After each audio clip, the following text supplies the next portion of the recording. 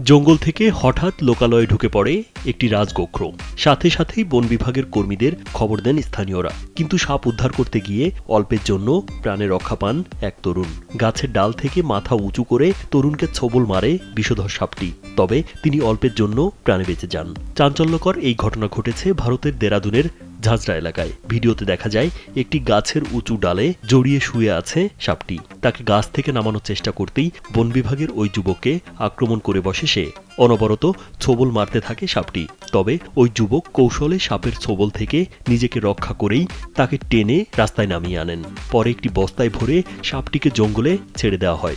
Video দেখে ওই যুবকের সাহসের প্রশংসা করেছেন নেটিজেনরা। একজন ইন্টারনেট ব্যবহারকারী লিখেছেন, ওই তরুণের প্রচণ্ড সাহস। তার জায়গায় অন্য কেউ থাকলে ভয়ে জ্ঞান হারিয়ে ফেলত।